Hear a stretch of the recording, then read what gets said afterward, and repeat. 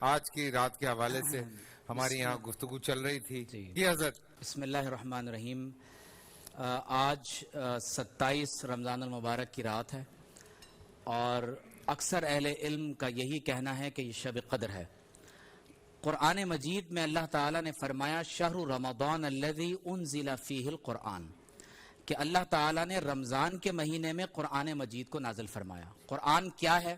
فرمایا ہدی للناس وبینات من الہدی والفرقان، فرمایا یہ ہدایت ہے تمام نوع انسانی کے لیے، اور اللہ تعالیٰ نے اس میں ہدایت کی روشن دلیلیں رکھی ہیں اور اس میں حق اور باطل میں تمیز کرنے کے دلائل پروردگار عالم نے بیان فرما دی ہے۔ اس رات کے بارے میں اللہ نے ایک اور مقام پر فرمایا انا انزلناہ فی لیلۃ مبارکہ، فرمایا ہم نے قرآن مجید کو برکت والی رات میں نازل فرمایا ہے۔ ایک مرتبہ نبی کریم صلی اللہ علیہ وسلم نے بنی اسرائیل کے ایک ایسے عابد کا ذکر کیا جس نے 80 برس تک اللہ تبارک و تعالی کی عبادت کی، اور شب و روز میں کبھی وہ حالت قیام میں اور کبھی حالت رکوع اور سجدے میں رہا۔ تو صحابہ کرام نے جب اس شخص کی عبادت کی اس کیفیت کو سنا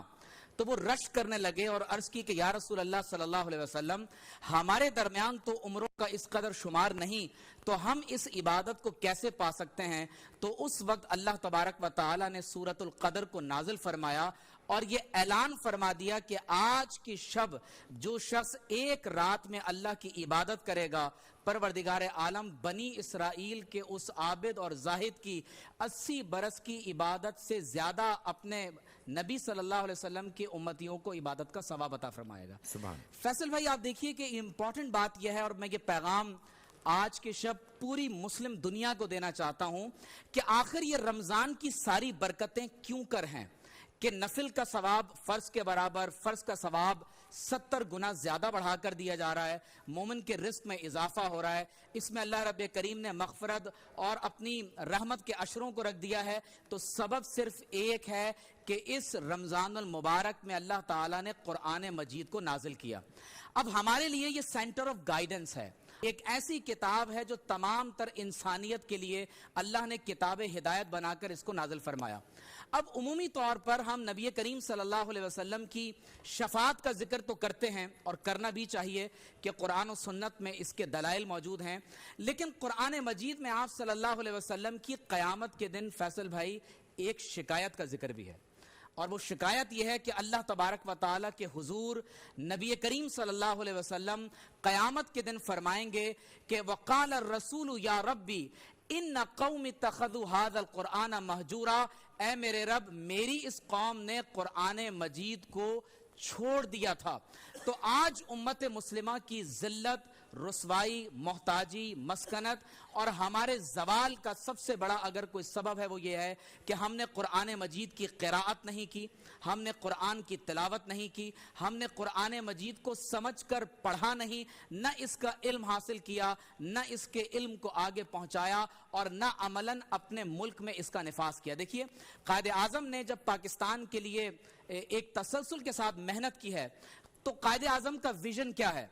قائد اعظم فرماتے ہیں کہ if we take our guidance and inspiration from the Holy Quran, the final victory I once again say will be ours۔ Quaid Azam نے فرمایا کہ میں تم سے یہ کہتا ہوں کہ اگر تم نے اپنی انسپریشن قرآن مجید سے حاصل کی تو اللہ تبارک و تعالی آخری کامیابی اگر پاکستان کے لوگوں کو عطا فرمائے گا تو وہ انہیں قرآن کی روشنی میں عطا ہوگی۔ خاص طور پر آج ایسے وقت میں جب ہماری معیشت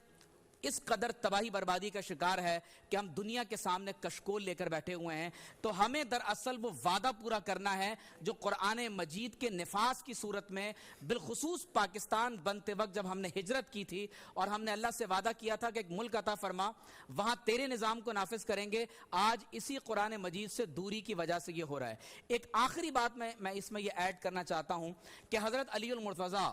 رضی اللہ تعالی عنہ نے حضور علیہ السلام سے سوال کیا کہ یا رسول اللہ صلی اللہ علیہ وسلم اگر فتنوں کا دور ہو تو ہمارے لیے وے آؤٹ کیا ہوگا؟ تو حضور نے فرمایا کتاب اللہ، اللہ کی کتاب۔ فرمایا اس میں تم سے ماقبل لوگوں کی خبریں ہیں، اس میں تمہارے بعد آنے والے لوگوں کی خبریں ہیں، اور تمہارے درمیان ہر مسئلے کا حل اللہ تعالیٰ نے قرآن میں بیان فرما دیا ہے۔ یہ مذاق نہیں ہے، فرمایا اس میں اللہ تعالیٰ نے ہر تفصیل کو رکھ دیا۔ جو کسی جابر کی وجہ سے قرآن کو ترک کرے گا، اللہ تبارک و تعالیٰ اس کے ٹکڑے ٹکڑے فرما دے گا۔ فرمایا جس نے قرآن کی بات کہی اس نے سچ کہا، جس نے قرآن پر عمل کیا اسے اجر ملے گا، جس نے قرآن کی طرف دعوت دی اس نے صراط مستقیم کی طرف دعوت دی۔ اور آپ صلی اللہ علیہ وسلم نے ارشاد فرمایا کہ جس نے قرآن کے مطابق اللہ تبارک و تعالیٰ کے حکم کو زمین پر نافذ کیا، اس نے اللہ کے عدل کے نظام کو زمین پر قائم فرما دیا۔ آج ہمارے لیے اگر کوئی نجات کا پیغام ہے وہ یہ ہے کہ تعالوا الی ما انزل اللہ و الی الرسول، come back to Quran and come back to Muhammad.